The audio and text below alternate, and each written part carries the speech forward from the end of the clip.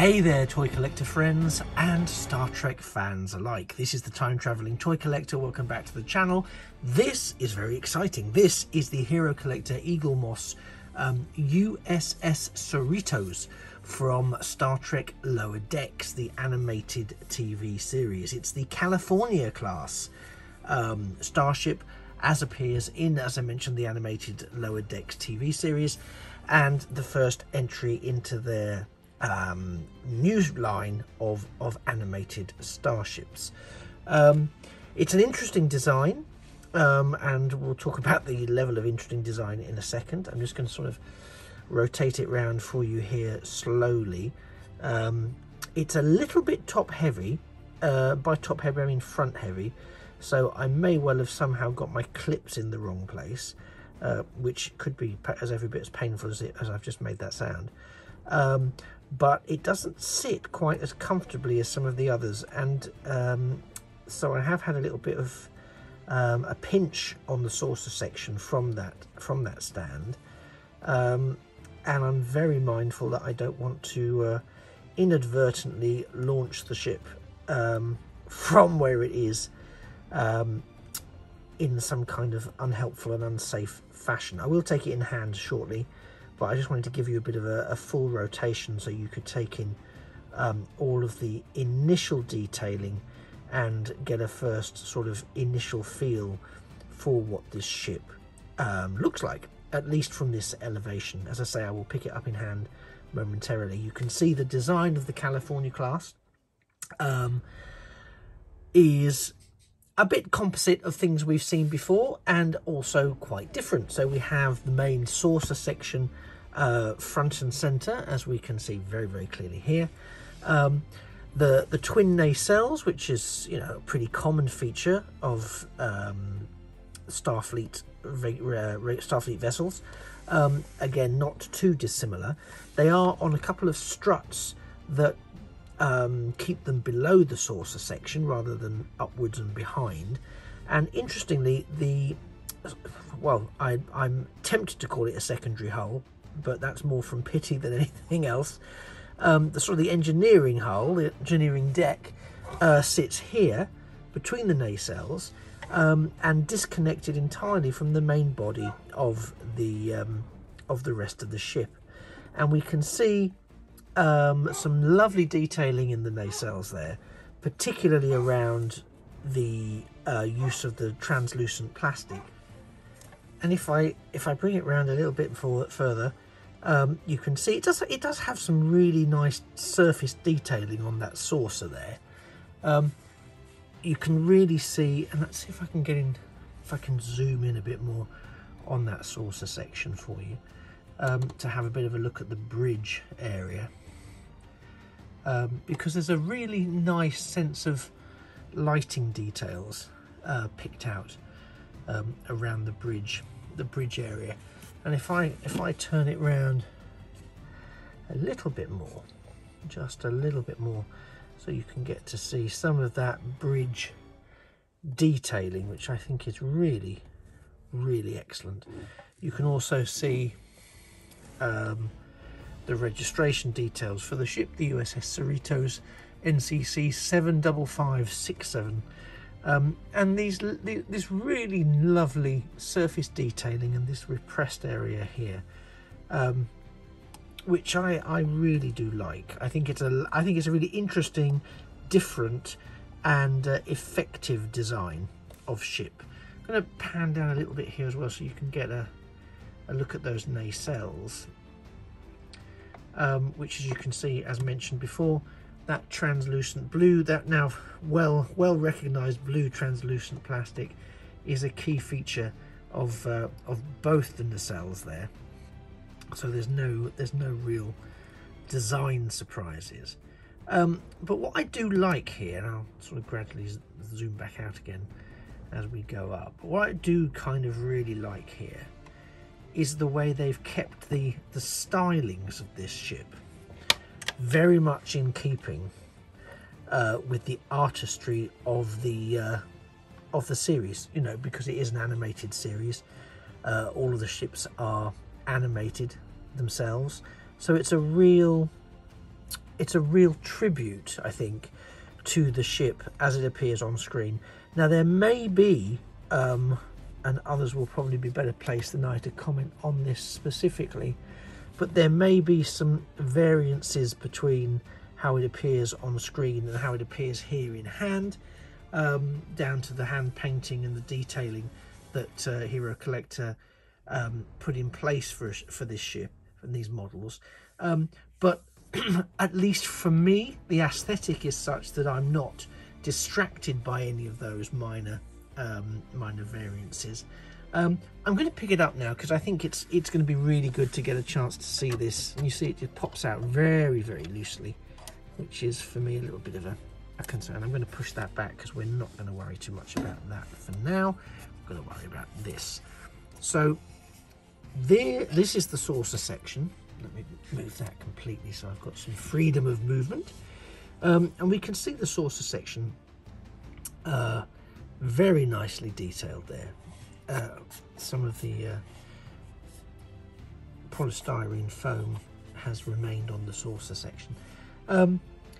Let's get a nice view of the underside of the saucer section, and you can also see those nacelles in a bit more detail. I think the paint detailing here is very nice.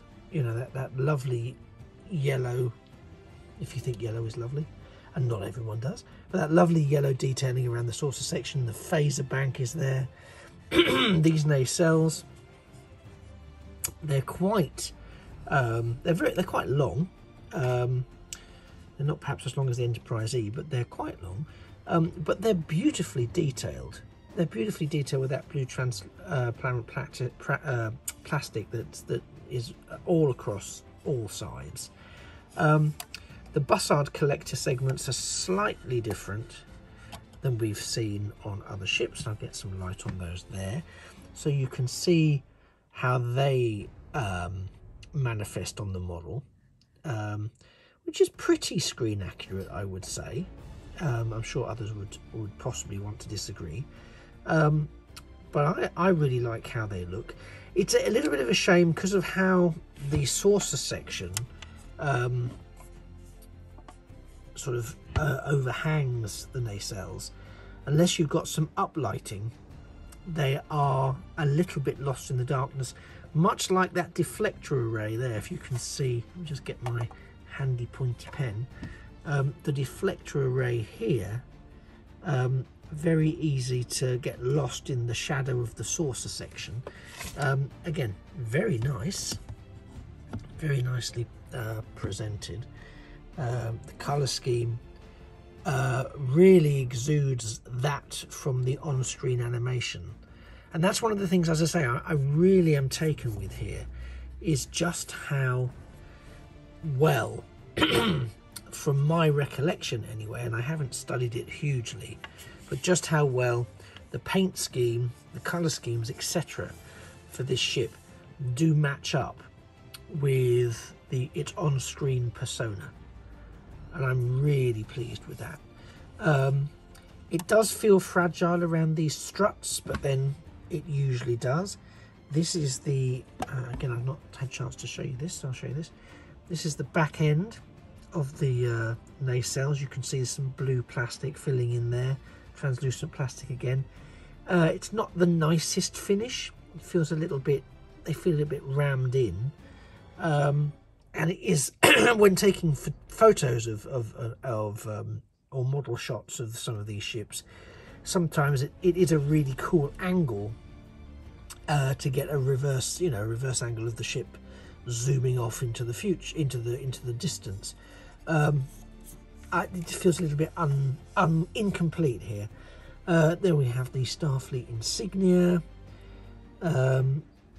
So yeah, I mean, again, usually with these ships, sometimes I can hold them by the secondary hull. This secondary hull feels less substantial. I feel like it's one miscalculation away from coming off in my hand. That's not to say it's not moulded together well. It absolutely is. So I'm not saying that. But there is a sense of fragility to this, which again isn't unfamiliar with some of the other Hero Collector starships, but it is particularly notable because there's limited scope of where to hold on to the ship. And so really the only bit that does have any sense of solid purchase is the saucer section. So I'm just going to pop it back onto its stand, bring that back into, so apologies for any focal blurring at this point. But yeah, it's a little tricky to get it through there and then to get it to rest where you want it to on there. But nevertheless, we shall, I promise. There we go. There we are. Yeah, there's a slight yeah, see, that's what I don't like, is when it does that. And it's come off the base now. So that's the thing I don't. That's what always I'm not a fan of. And I have just checked the booklet, and I am doing it. Well, at least I appear to be doing it correctly. Apologies for that real close-up, in-your-face moment there. But that is the thing that always leaves me a little cold, is when we find ourselves confronted with that moment of trying to get it into the, or any of the ships, into that stand, because it really, it's sometimes you can see here, now you see it's beginning to tip out again there, and there's no obvious trick to it. So again, apologies if you're screaming at the camera saying, but you need to do it like this, you need to do it like this. Then my response would be, then they need to show us that a bit more accurately in the in the book, because I'm doing what they tell me to. Yeah, so that drama out of the way. This is a really lovely ship, a really lovely entry into the Hero Collector and Eaglemoss Star Trek Starships collection. I think there's quite a few lower deck ships that are looking to be coming out shortly, such as the Titan and some others. I don't know if I'm going to delve too deeply into that whole range, but I really did want to get this ship because, of course, it is the hero ship from lower decks, and I do like to pick up the main hero ships from each of the series, because I think those are the sort of standout collection pieces. I'll quickly just show you this very, very quickly. Like with all of the Star Trek Starships collections, it does come with its own little collector's book, very glossy on the front. You get some nice background information, some lovely artwork. I'll just bring this in here, apologies.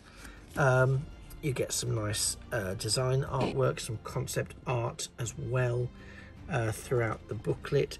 I'm not going to pause to give you access to all of the booklet, because if you want to read the booklet, I'm going to be one of those outrageous people that suggests you purchase the item.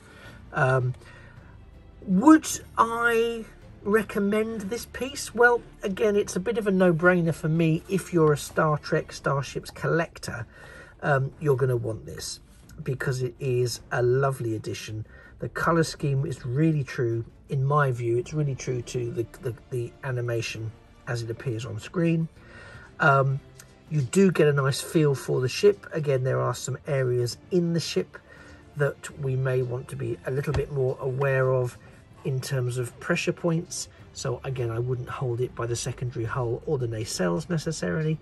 I would hold it predominantly by the saucer section only, and none of the other aspects, for reasons that we've discussed before. It isn't the easiest one to get into the stand. Again, I'm sure some people may have hints and tips they can offer, but in my experience, it's not been the easiest one to get into the stand. That could just be me and my irksome fingers. I also am a little bit disappointed, it's not the right word, because it does lend itself to some interesting lighting, but you do kind of lose a bit of the flavour of what's going on underneath the saucer section, because it casts a shadow over the front of those nacelles, which just makes it's just a little observation from my point of view, from a photography point of view, and also thinking how best to display the ship. But otherwise, I think this is a really, really lovely model and a wonderful addition to the collection. So if you were asking me, am I glad that I've purchased it? I 100% am. Does it belong in your collection? Well, only you really know the answer to that. And I'm going to go out on a limb and say, but I think if you're watching this to see whether or not you like it, my view would be you're going to like it. If I'm honest, you're going to like it. It's not a toy, as mentioned with most of the usual caveats with Hero Collector models. It's not a toy, it is a display model. So it does have points of fragility. It will not stand up to robust play, but that's just how it is. You all know that by now, I'm sure. Excellent little piece from Hero Collector. I'm very, very excited. I'm also very excited that they've now announced the USS Stargazer as an XL. So I'm looking forward to that dropping into my lap in the coming months, and I will get a video up on that one as soon as I humanly can. I will take a few shots of the Cerritos in with a bit of a star cloth backdrop, just to demonstrate what it looks like in action in terms of some photo shoots, so you can get a sense of that, and I'll insert those towards the end of the video. It only remains really for me to say thank you very much for watching. You've been a fantastic audience. I've been the time traveling toy collector, and this has been the USS Cerritos from Star Trek Lower Decks, as produced by Hero Collector. It's a special edition size, scales pretty well with the XLs because of the nature of this range. Really, really happy to have it on board. Hope this has helped you make your mind up as to whether or not you need to have this in your collection. I think it's a resounding yes. If it's helped you make your mind up in any way, shape or form, then why not smash the like button, because that would be really, really great from my point of view. And whilst you're there, a sub to the channel would go down a treat. Right then, I shall leave you with this lingering shot before we move on to a few photos. Looking forward to seeing you in the next video. Live long, prosper, and never forget that a thing of beauty, such as the Cerritos, really is a toy forever. Take care. Bye-bye for now.